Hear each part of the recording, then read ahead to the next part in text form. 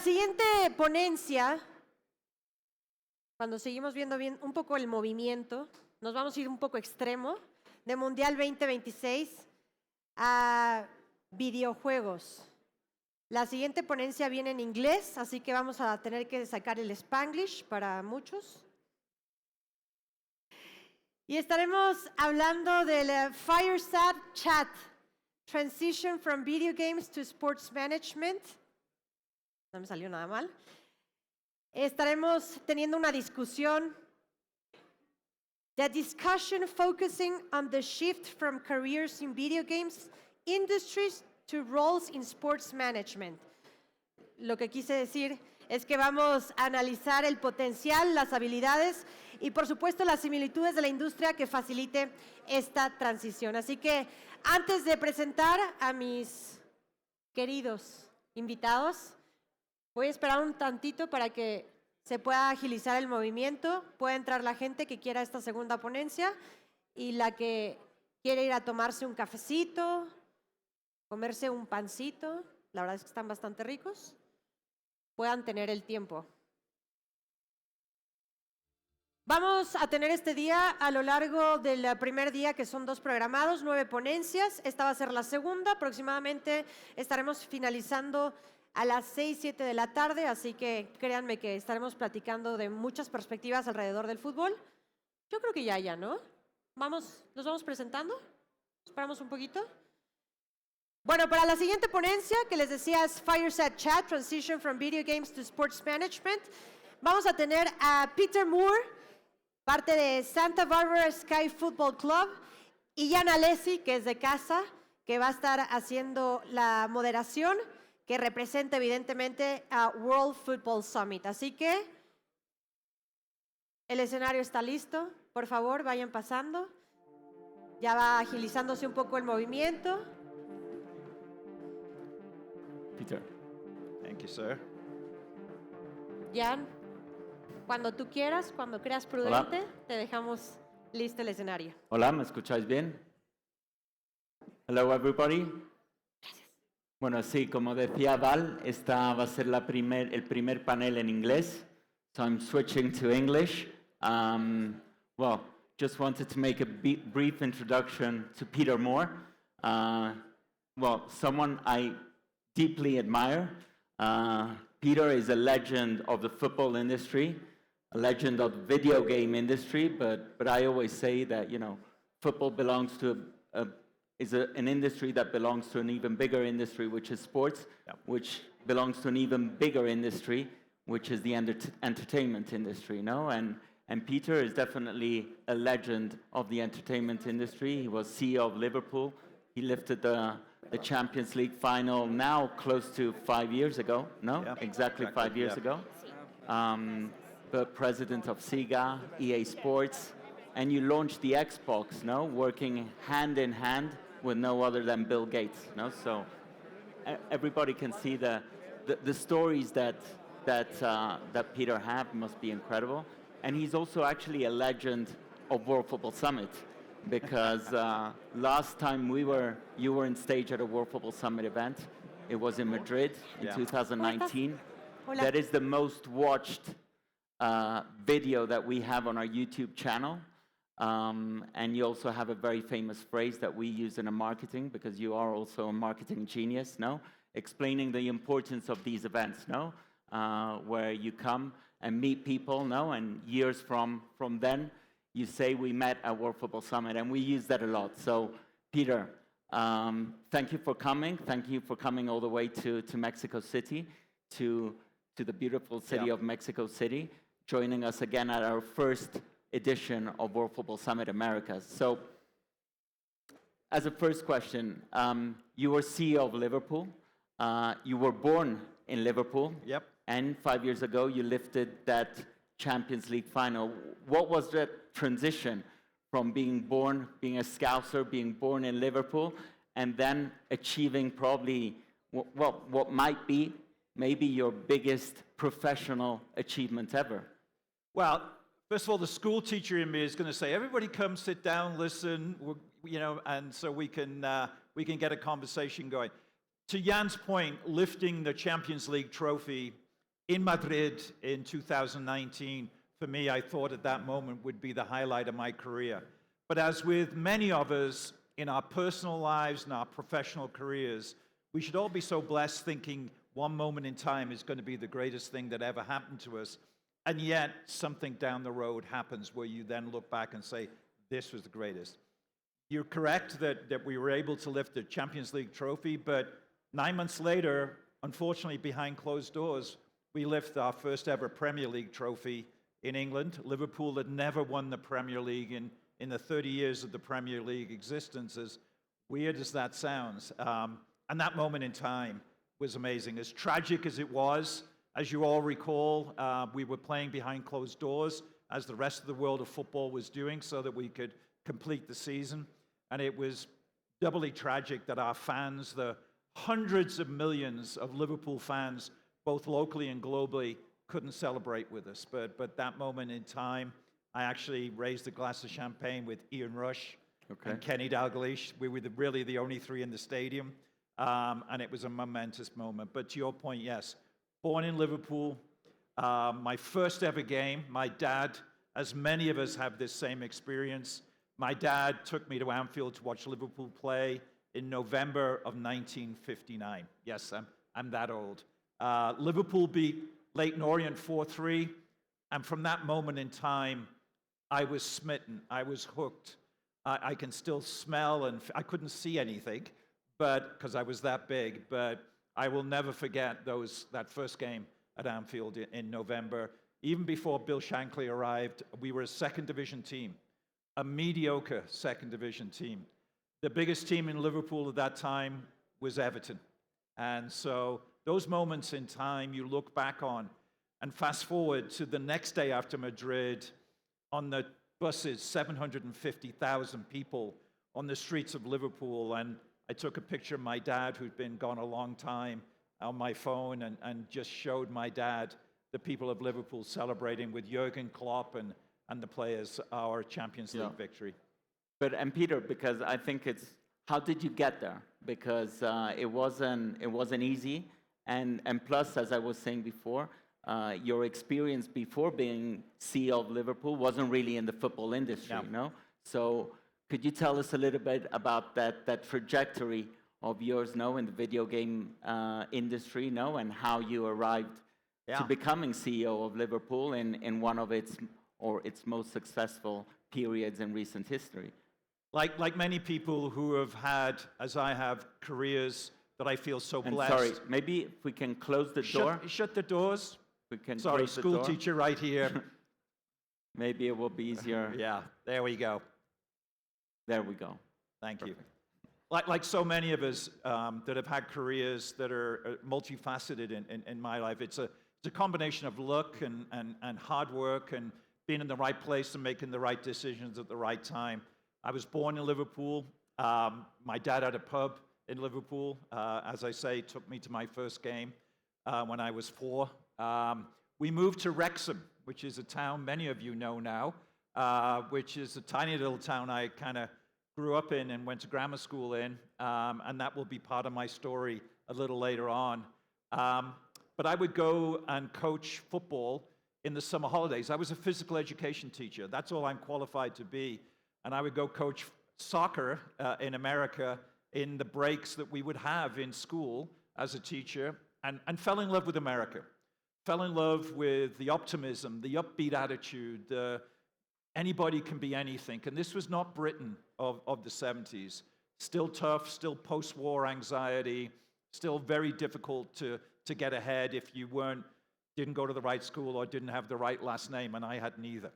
But I was fortunate that I had this Liverpudlian sense of we can do anything, this slightly cocky, arrogant mentality that Scousers have of, and the cheekiness that you all know from the Beatles is endemic in everybody that's born in Liverpool.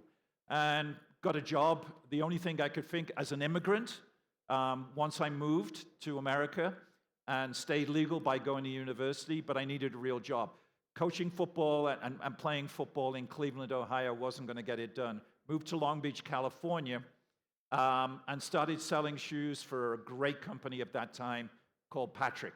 Many of you, if you're old enough to remember Patrick Boots, Kevin Keegan, Michel Platini, Jean-Pierre Papin, all great players, Andreas Bremer, Manuel Negrete. See, you're going to bring a Mexican player who was wonderful. And so my job, I was a shoe salesman. It was commission only. If you didn't sell shoes, you didn't pay the rent, you couldn't afford the gasoline for the car. And worked my way up at Patrick, which was one of the great shoe brands. In those days, the big shoe brands in football were Patrick, Diadora, Lotto, obviously Adidas and Puma. Nike had not entered, Reebok had not entered, and it was still very much the European brands that were creating great European-made shoes. Worked my way up all the way to president of Patrick in the USA and got spotted by Reebok.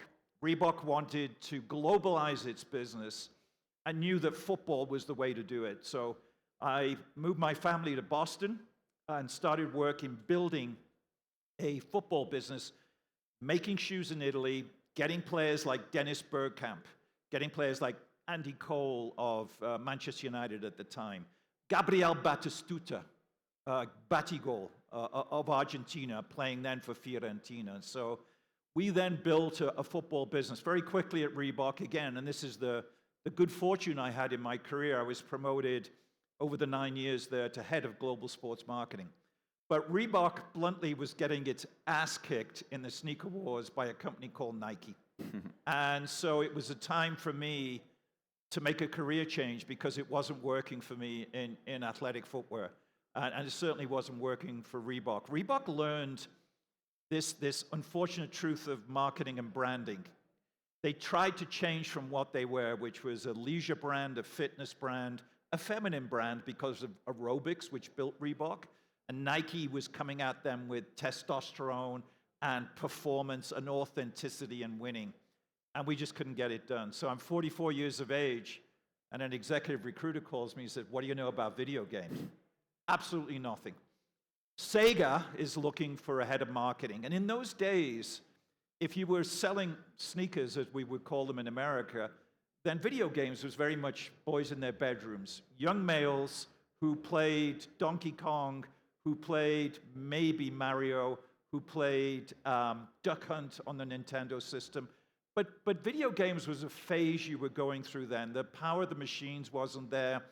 It was a relatively niche industry, very different than it is today. But I moved back to San Francisco, very quickly became president of Sega, launched the Sega Dreamcast, which was the first online console, albeit through dial-up modems, which, as I always joke, was great unless your mom picked up the phone in the other room and completely disconnected you from the internet. In those days, we all accessed the internet via telephone.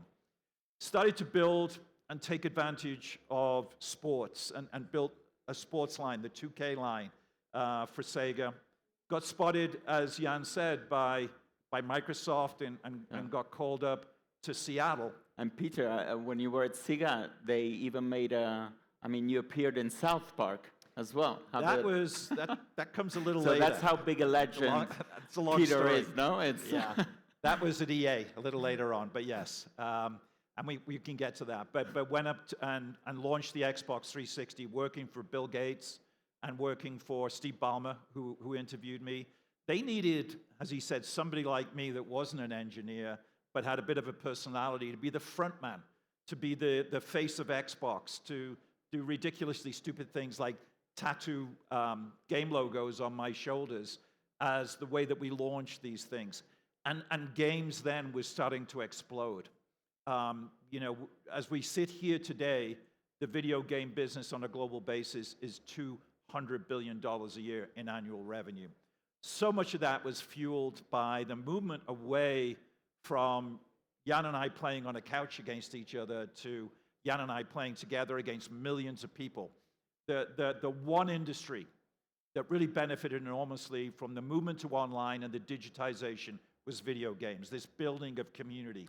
And these were lessons I would learn a little later that I could apply later in my career. We launched the Xbox 360. 130 million units of that console was sold. I, again, got a call from an executive recruiter. Would you move back to the Bay Area? EA Sports is looking for a president. And so it was this, in your career, you look at all of the attributes that you had gained, and it was my sports background and my video game background to build the EA Sports brand, FIFA, Madden, NBA, NHL, Tiger Woods, all of these great brands that EA had. It's 5 years the president of EA Sports, moved to chief operating officer of EA, and again, got a call from an executive recruiter. Would you ever move back to England? And I always remember, I'm in California, I look out the window, the sun is shining, been for a run on the bay that morning. Heck no. What if it was to be CEO of Liverpool Football Club? And so, not easy, it may sound like an easy decision, but by this time I'm very Americanized. I had not lived in Liverpool for 50 years. I'd not lived in the UK for 38 years. And my wife, Debbie, and I had a hard decision to make, her career, my career. I loved EA. I still love EA. A lot of money left on the table, but you have this opportunity, and you should all have this, I hope, in your lives to do something to pay back the people on whose shoulders you have stood in your life and your career, and to also pay homage to your parents for what they have done. And in my case, I thought, I've never run a football club in my life, but how hard can it be? And we moved in the spring of 2017. Very fortunate to be there as Jurgen Klopp is building this, what became, in my estimation, I'm biased, the best team in the world during that period.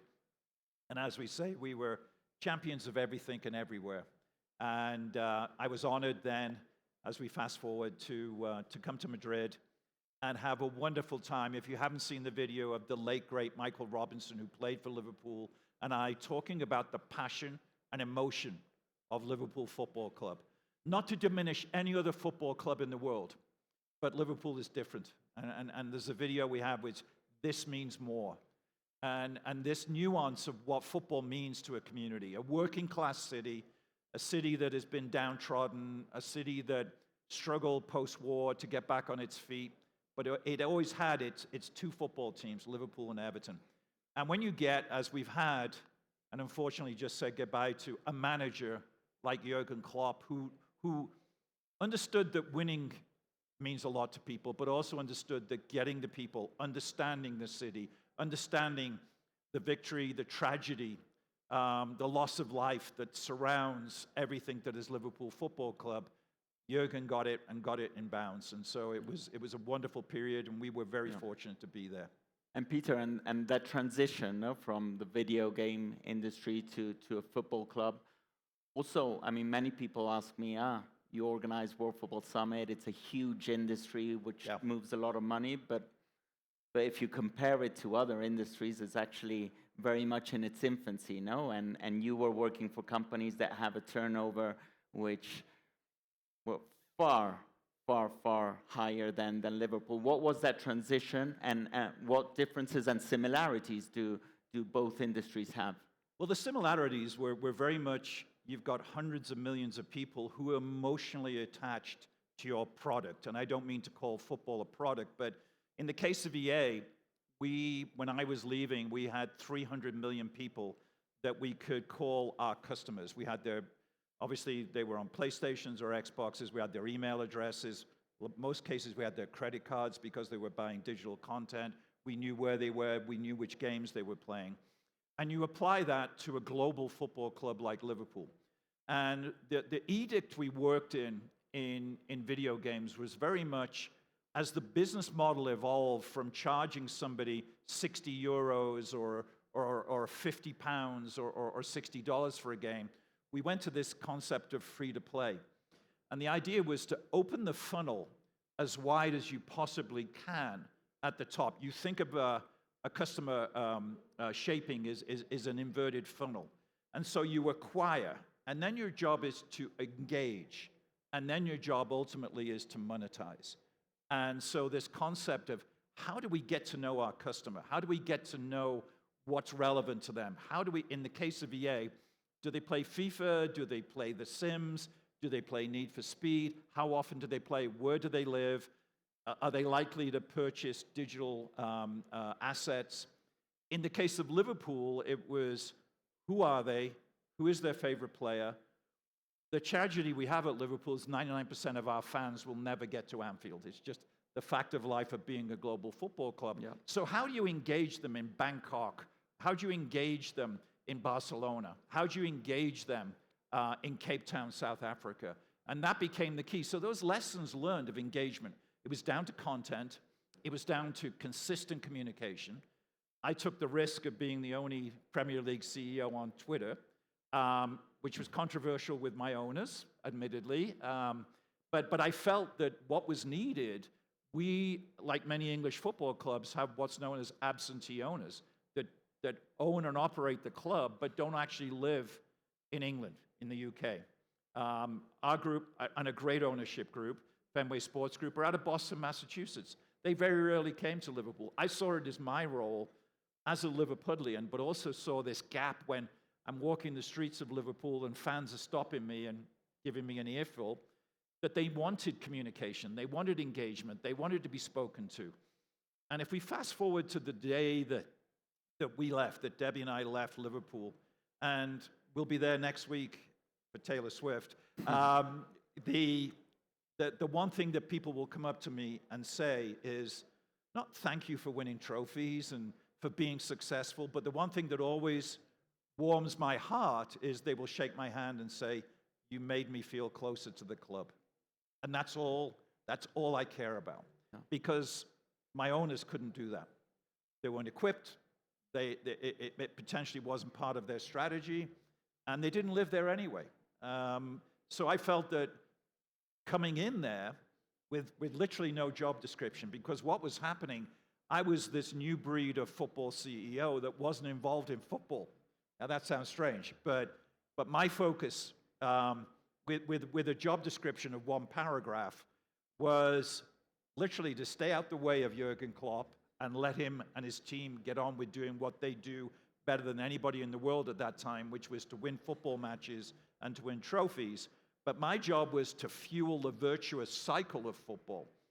You win games, you have sponsors that will then come, they will pay you more money, you get more money, you buy better players, goalkeepers, center backs, strikers, you win more games, you bring sponsors. It's this flywheel of a virtuous cycle. My job was to be able to drive that flywheel with my team, and a very talented team that I had there. Yeah. And the 800 people that work for Liverpool Football Club on a full-time basis that don't kick a ball for Liverpool Football Club.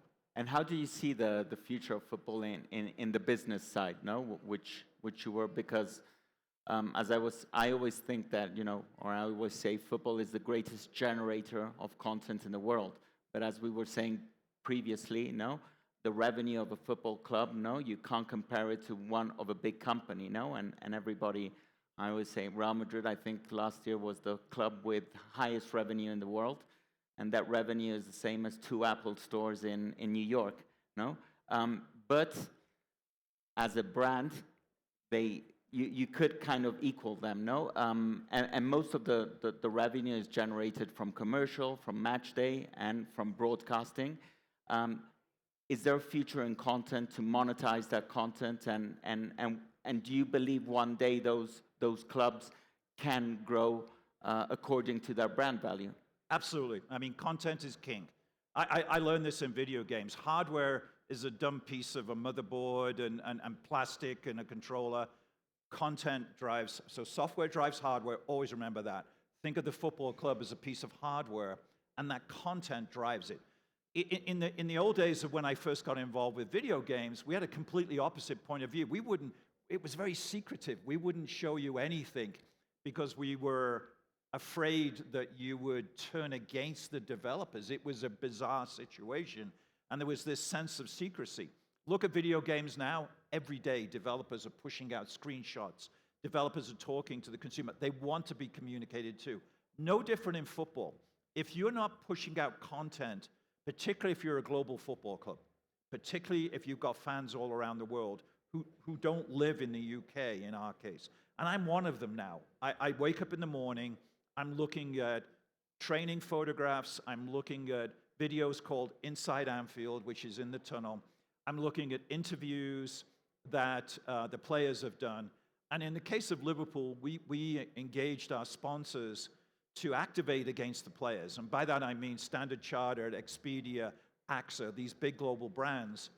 We would allocate players to them to do innovative, fun activities, what we call in marketing pure activation, but utilizing the players rather than just logo slapping and hoping that somebody sees the LEDs, that you activate with the players. You humanize the players, which when I was growing up, I had no idea about what the home life of a player was, and we certainly never saw them when they were training. And today, in the case, certainly when I arrived at Liverpool, we engaged with IBM in a program called Project Connect to build out our mobile applications, to enhance our websites all around the world, localized in languages that I'd never heard of towards the end there. And it was very much this engagement element.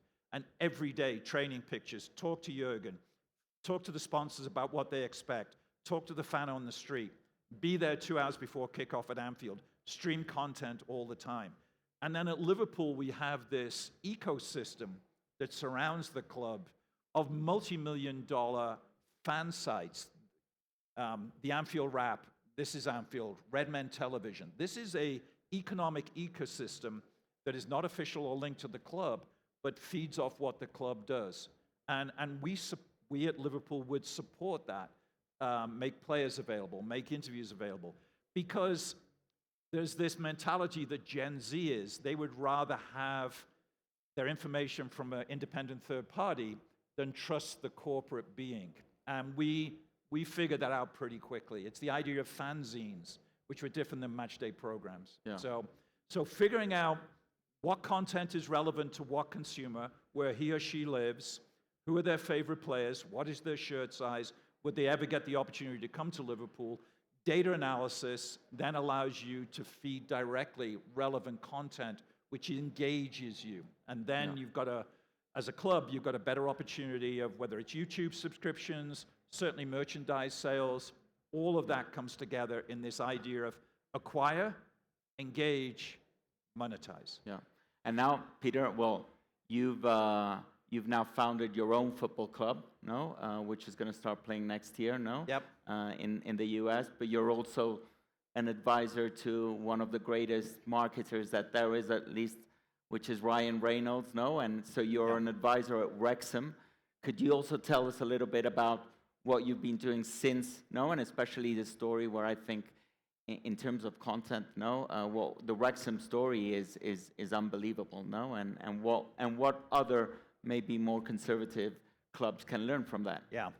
So when Debbie and I got back from Liverpool and located to Santa Barbara, one of the first telephone calls I get is from Rob McElhaney. Said, I'd like to see you. I've heard about you. I knew you grew up in Wrexham. I played for Wrexham senior schoolboys. I played at the racecourse ground many times. And when I wasn't playing in the Welsh National League or had the opportunity to go watch Liverpool, I would go watch Wrexham. And now this is in the 1970s. But I had a deep affinity for the club. And Rob arrives literally the next day at our house and sits down with me. Look, and his first objective is he wants us to turn around and go back to the UK and for me to be the CEO of Wrexham Football Club, which is never going to happen. But what I did say, and we spent a couple of hours talking about this, what I did say is I'll be an advisor. Because what they needed at that time was legitimacy. You could have been a famous actor. I could have been in everybody's television sets, but no, I'd rather be on with my wife in Santa Barbara. And I'd had enough of rain. From the perspective of what Wrexham have been able to do. So I said, look, what you guys need is somebody to legitimize you to the press, because there was a lot of cynicism, because they very quickly said, we're going to do a documentary. And so the first reaction, because Wrexham at that time was owned by a supporters trust. It was a sad situation. One of the great football clubs, when I was a kid, we were in the second division, and beating Spurs and beating Chelsea and giant killers in the FA Cup, beating Arsenal. But the club had fallen into disarray, and the stadium was falling apart. And the concern that the local people had is these Hollywood types were going to come in, do this documentary, which they do very well, particularly Ryan Reynolds, with his production company called Maximum Effort, do a couple of years, make some money, and then abandon the club. And Rob assured me that this was not going to be the case. He, during lockdown in March of 2020, turned on Netflix. And he's a little bit of a soccer fan through the power of the game formerly known as FIFA, now EA Sports FC. Okay. And he tunes into this show called Sunderland Till I Die. And if you've never seen it, I don't know whether it's been localized here, but it is, and all of us know this story of a city and a town that loves its football club, but the football club doesn't deliver in relation to the love and to the expectations. And Sunderland, which only 6-7 years ago was a Premier League team, was getting relegated 2 years in a row. It's a fabulous documentary, spends a lot of time in the pubs. Rob had seen this and related it to where he grew up, which is in Philadelphia. And during his time as a young guy, that every Philadelphia team was shambolic. They were awful. The NFL, the NBA, the NHL, they were just awful. But he knew what if the right investment, the right stadium, the right people running the club can do. It not only lifts the clubs itself, it lifts the spirits of the city. And because we rely on sports so much in our lives to make us feel good, to piss us off, to make us feel sad, to give us something to look forward to, as we all do. And so from that respect, he'd never met Ryan Reynolds, by the way. Okay. He'd never met him. No, I saw that in the documentary. He slid into his DMs, as he would call it, and said, Ryan, we need to buy a football club, because this is what we can do if we do it right. So my job, having met with him, is to do interviews with the BBC, a lot of stuff back to the UK, and really validate the fact that they're serious, that they really believe in this project. They spend, to their credit, a tremendous amount of time going back into Wrexham for the games. And of course, if any of you haven't seen it, I think it really pinpoints the impact that our wonderful game has on people's morale, their lives. And what it does is, it not only when you're winning does it lift you up the league table, it lifts the spirits of the entire city. I grew up in Wrexham, a coal mining steel mill town, both industries which have almost disappeared in the UK. And really, people were leaving. And the tragedy of the football club was, like in England, there are 92 full-time professional clubs in the Football League, is that any of them you can drive to in a few hours. And if you live in Wrexham, you can be in Liverpool in 40 minutes. You can be in Manchester in 50 minutes. So they were losing their fans to Liverpool and Everton, Manchester United, Manchester City. And so this was the tragedy. What Rob and Ryan have been able to do through the power of storytelling and content, and not just showing the games, but talking to the working class people who love the team and can recite the team as I can from the 70s. And really, the impact in the United States, and I don't know if it's the same here in Mexico, but you certainly see it in Spain, Yes. has been amazing. Yeah. And it's bizarre for this Wrexham lad to walk around the world and say Wrexham, and people know exactly what, because it's a little town in North Wales that nobody had ever heard of. Oh, that's why I think it's great, great storytelling, no, and amazing content. Brilliant no? storytelling. Yeah. Huh. And tell me about, I mean, you're here representing Santa Barbara Sky. What's the project? What can we expect? And also, it's not an MLS team. When is it going to be launched? And what do you expect from a team like that? Well, the broader picture is what's going on with the game in the United States. And as I say, I first got to experience soccer in the 70s, and it was always the sport of the future. And it was always going to be something that a generation ahead will have parents that have played the game, and they would then nurture the game. But, I was at Reebok. We helped MLS get going. We literally took over the New England Revolution and designed their logos, helped them get players. I remember going to get Walter Zenga out of Italy to come to Boston. And it was very much grassroots football there at a level. The NFL owners owned the MLS teams. Why? So they could have another team to play in their NFL stadium at that time. So completely the wrong objective. Now Now we luxuriate in soccer-specific stadiums, and MLS, which went through a rough period post-World Cup '94, is exploding. And so why in America now is the game finally, after 50, 60 years? Well, I look back and I think, is it Ted Lasso? Is it Welcome to Wrexham? Is it the amazing coverage we get of the Premier League, La Liga, Bundesliga, Serie A, Liga Mexico, which we can watch live on all of our streaming channels? I would posit that nowhere can you see more soccer anywhere in the world than on American television. Through the network television and through the streamings of Peacock, Paramount, Amazon Prime, Netflix, all of whom have got these, they realize live sports is where it's at. Yeah. So when Debbie and I moved back, we moved to Santa Barbara, and pretty quickly the folks at USL, which sits below MLS in the American soccer pyramid, contact me. They saw Santa Barbara. If you know where it is on the California coast, it sits about 2 hours north on a good day from Los Angeles and about 5 hours south from San Francisco, but it dominates the Central Coast. And USL wanted to build a West Coast rivalries and derby matches, which MLS already has with LAFC, El Tráfico, as they call it, LAFC versus the Galaxy. San Diego have just paid $500 million expansion fee to put a MLS franchise in there.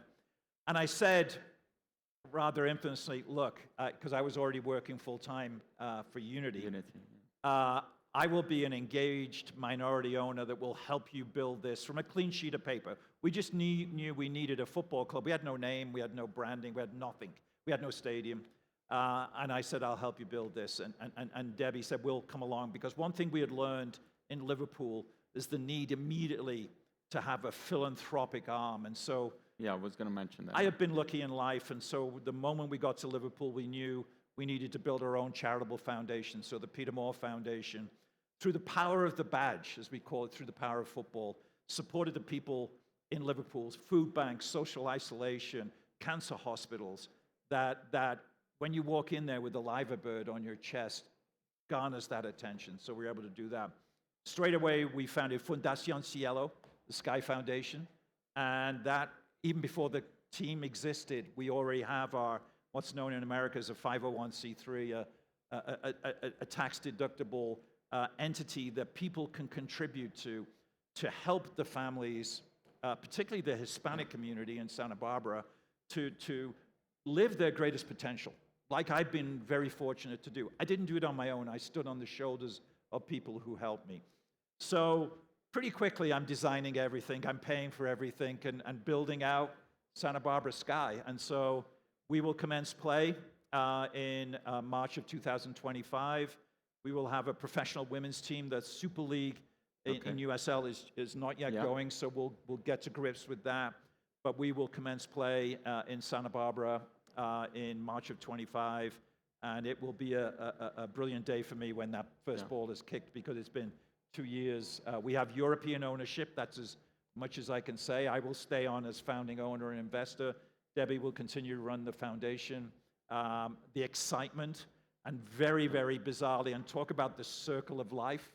Next month, Wrexham plays in Santa Barbara against Bournemouth of the Premier League. So that circle of life has come along, and in that way. Yeah, and it seems like there is an explosion of football Absolutely. in North America, no? And, Gen Z, we look at it now, and why not before? But yeah, because I mean now, well, the World Cup in 2026, Messi arrived last year in Miami. You have the FIFA Club World Cup, which is also taking place next year.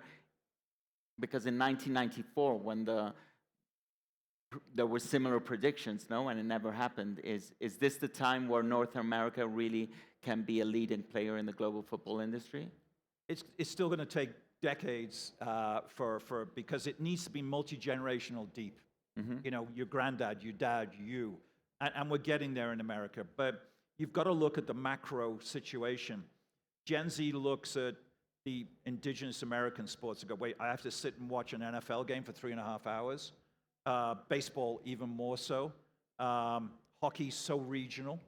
But along comes all of the things we've talked about, Messi to Inter Miami, the glamour of what football on a global basis is about, Gen Z's attention span and desire for celebrity, and the TikTok generation. The one thing we have to be careful of, I was looking at data the other day, Gen Z, only 21% of Gen Z are avid sports fans. Okay. If you go to the next level, millennials, 43 are. So good news for a while. Gen X, who preceded them, 22, and baby boomers like myself, 31. The concern I saw in that data was 27% of Gen Z are anti-sports. And they see sports as a waste of time. They don't understand why you would spend money on something. They don't understand how a game can mean something. This, I think, is a post-COVID situation where all of a sudden this concept of being together and tribalism and celebrating, going to a stadium to watch a game or going to a bar with your friends to watch the game, all of a sudden this is a generation that is a hybrid generation that isn't gathering all day and every day like we grew up in our careers and going to the office with hundreds, if in my case, thousands of people. They're on Zoom. Yeah. And so I have concerns that we've got a generation that we need to change the way we look at sports and to attract them. They're our consumers, and we can either be arrogant and play the game the way it always has and ignore a generation that are going, nah, this is not for me, at our peril, or we can adapt. And we've seen sports do this in the past. Yeah. Best example I can give you, which means nothing to anybody in this room, is cricket. Okay. And cricket used to be, when I was a kid, two sets of out-of-shape guys, 11 aside, both wearing white, playing a game for 5 days, which usually ended in a draw, right? And that's cricket. You look at cricket today, and they embrace technology, ball tracking, instant VAR, because cricket was determined by elderly gentlemen in lab coats at the end of where the wickets were for these unbelievably nuanced decisions of, did the ball touch the bat? Did the bails come off? I'm not even going to try and explain leg before wicket, but it's, did the ball hit a leg before it hit the wicket? Now they use technology, which, unlike bluntly VAR in football, you're excited to see what happens. Audio microphones in the wicket behind the batsman that pick up the slightest nick of the bat. The wickets have LED lights in them, so when the ball hits the wicket, straight away you know that. So if there's one sport that went from old British colonialism that old people had, and the only redeeming factor was you could drink during the day and nobody would judge you, to modern and embracing and a massive sport. Go look in India and Pakistan and places like that. The T20 World Cup is coming to America. T20, they also said, why are we playing for 5 days? Let's figure out how we can get this done in 3 hours. Why are we all in white? Let's wear fluorescent uniforms. And all of a sudden, you've got a sport that was immediately embraced by, in that case, the millennials, and has exploded as a result. This is the danger we have in football if we don't make VAR something we anticipate. Even tennis, what they do with Hawkeye, if you're in a tennis stadium and the ball there, it's a video game experience. It's the gamification of decision-making, right? We have not got that right yet in football. And Peter, well, just to finalize, because we're out of time, but yeah, I think all the technology that is now in football is also a huge opportunity for the industry to professionalize itself and for more people who are well prepared to work in it. Before, the only way to work in the sports industry was to work for a club, a league, a federation, and now you can work for the thousands of companies that are offering services now and who are working in the industry. Many of them here at this event. What advice would you give to these people who wanna grow this industry and who wanna enter an industry such as the football one? Yeah, whether we like it or not, football and other sports is becoming massively data-driven.